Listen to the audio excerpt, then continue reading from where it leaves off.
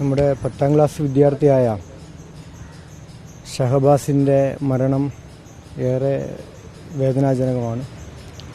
നമ്മുടെ കുട്ടികൾക്കിടയിൽ, പ്രത്യേകിച്ച് പുതുതലമുറയ്ക്കിടയിൽ വളർന്നു വരുന്ന അരാജക പ്രവണതകൾ, മയക്കുമരുന്ന് മാഫിയയുടെ എല്ലാം സ്വാധീനത്തിൻ്റെ ഒരിരയാണ് നമ്മുടെ പ്രിയപ്പെട്ട കുഞ്ഞനിയൻ.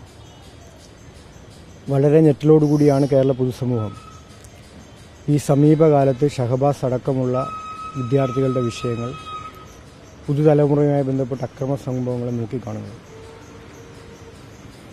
സത്യത്തിൽ ഷഹബാസ് ഉൾപ്പെടെയുള്ള ഇത്തരം സംഭവങ്ങൾ ഇരയാവുന്നവർ കേരളത്തിൽ രൂപപ്പെട്ടു വരുന്ന അരാഷ്ട്രീയ ജനാധിപത്യ വിരുദ്ധമായ ഒരു പുതിയ പ്രവണതയുടെ ഇരയാണ്.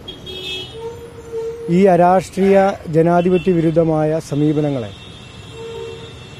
ചെറുത്തു തോൽപ്പിക്കാതെ ഇത്തരം സംഭവങ്ങൾ നമുക്ക് പൂർണ്ണമായി ഒഴിവാക്കാൻ കഴിയില്ല എന്നതാണ് പൊതുസമൂഹമാകെയും ഇപ്പോൾ വളരെ ഗൗരവത്തിൽ ചർച്ച ചെയ്തുകൊണ്ടിരിക്കുന്നത്. ഒരുപാട് കാരണങ്ങളുണ്ട്. ഇതിനെല്ലാം നമ്മൾ പല നിലയിൽ തന്നെ ഇപ്പോൾ വിവിധ തലങ്ങളിൽ ഇതിൻ്റെ ചർച്ചകൾ നടന്നുകൊണ്ടിരിക്കുകയാണ്. മാക്രോ ലെവലിൽ പരിശോധിക്കുമ്പോൾ സമൂഹ മാധ്യമങ്ങളും ഒപ്പം തന്നെ സിനിമകൾ ഉൾപ്പെടെ ഈ കാലത്ത് വരുന്ന പുതിയ കണ്ടന്റുകൾ തുടങ്ങി ഓരോ കുട്ടിയുടെയും കുടുംബ പശ്ചാത്തലം വരെയുള്ള വിവിധങ്ങളായ വിഷയങ്ങൾ ഓരോ കുട്ടിയുടെയും ഇത്തരം തെറ്റായ സമീപനങ്ങൾ കാരണമാകുന്നത് നമുക്കറിയാം. ഇപ്പോൾ സമൂഹ മാധ്യമങ്ങളിൽ ഈ അടുത്തിടെയായി ഉയർന്നു വരുന്ന ചില കണ്ടന്റുകൾ, ഇപ്പോൾ നമ്മുടെ കുട്ടികൾ ഏറെ ഫോളോ ചെയ്യുന്ന ഫേസ്ബുക്ക് പേജുകൾ, ഇൻസ്റ്റഗ്രാം പേജുകളൊക്കെ പരിശോധിച്ചാൽ അവയ്ക്ക് എത്രയോ പിന്തിരിപ്പനായ ആശയങ്ങൾ, ഇത്തരം തെറ്റായ പ്രവണതകളിലേക്ക് അവരെ നയിക്കാൻ കഴിയുന്ന ആശയങ്ങളാണ് നമുക്ക് മനസ്സിലാക്കാൻ വേണ്ടി കഴിയും. സിനിമകൾ അടുത്ത കാലത്തായി പങ്കുവെക്കുന്ന ആശയങ്ങൾ തുടങ്ങി നമ്മുടെ സമൂഹത്തിലാകെ ചില ബുദ്ധിജീവികൾ ഉൾപ്പെടെ ആളുകൾ സൃഷ്ടിക്കാൻ ശ്രമിക്കുന്ന രാഷ്ട്രീയയുടെ ഒരു തലമുണ്ട്.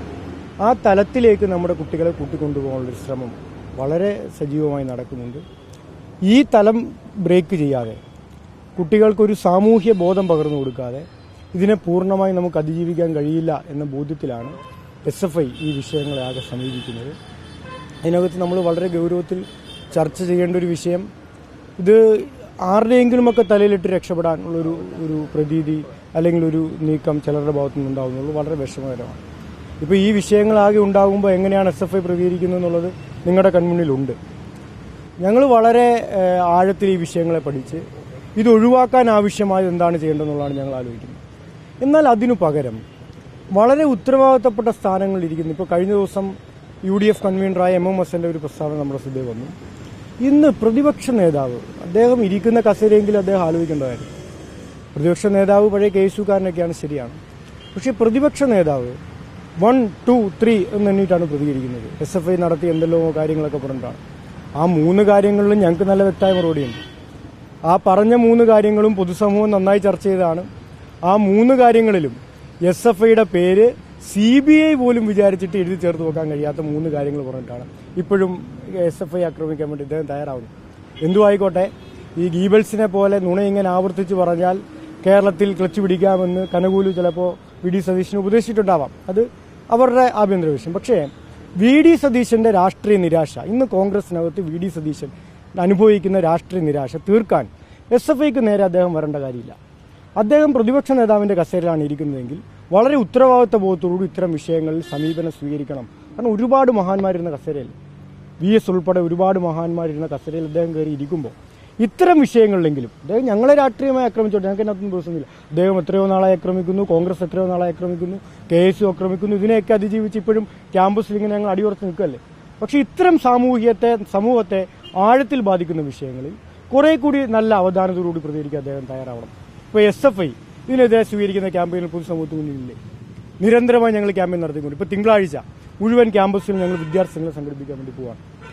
അതിനുശേഷം ഇത് ആ വിദ്യാർത്ഥികളോട് അവസാനിക്കുകയല്ല, ക്യാമ്പസുകളിൽ ഞങ്ങൾ വിജിലൻസ് കോഡുകൾ രൂപീകരിക്കാൻ വേണ്ടി പോവാണ്. എന്തിനാണ് വിജിലൻസ് കോഡ് രൂപീകരിക്കുന്നത്?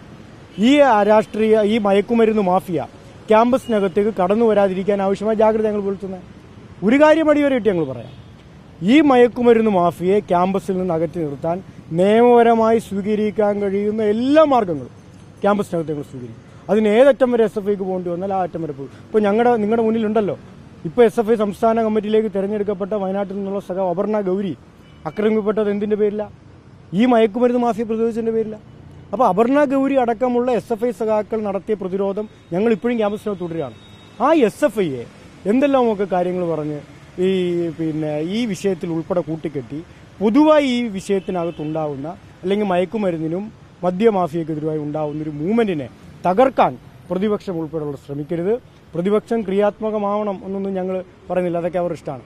പക്ഷേ പ്രതിപക്ഷം നശീകരണ സ്വഭാവം പൂർണ്ണമായി അവസാനിപ്പിക്കണം. പ്രതിപക്ഷം ആ നിലയിൽ പ്രതിപക്ഷ നേതാവ് വി ഡി സതീശൻ കുറെ കൂടി അവധാനതയോടെ വിഷയം സമീപിക്കണം. അദ്ദേഹം ഞങ്ങളെ ഉപദേശിക്കാനൊന്നും ഞങ്ങൾക്ക് വിരോധമൊന്നും, പക്ഷേ അദ്ദേഹം ഞങ്ങളെ ഉപദേശിക്കുന്നതിന്റെ 10-11 സമയം മതി KSUക്കാരെ ഉപദേശിക്കാൻ വേണ്ടി. ഇപ്പോൾ ഞങ്ങൾ ഈ നാണയത്തിലാണ് തിരിച്ചടിക്കാൻ തീരുമാനിക്കുന്നത്, അല്ലെ ഇങ്ങനെ തിരിച്ച് KSUവിനെതിരെ ഇങ്ങനെ കുറേ കാര്യങ്ങൾ കള്ളല്ലല്ലോ, യഥാർത്ഥത്തിൽ വസ്തുതയായി മുന്നോട്ട് വന്ന കാര്യങ്ങളല്ലേ, അതൊക്കെ ഞങ്ങളിങ്ങനെ തിരിച്ചു പറയാൻ വേണ്ടി തുടങ്ങിയാൽ എന്താ അവസ്ഥ? ചർച്ച എങ്ങോട്ടാണ് പോവുക?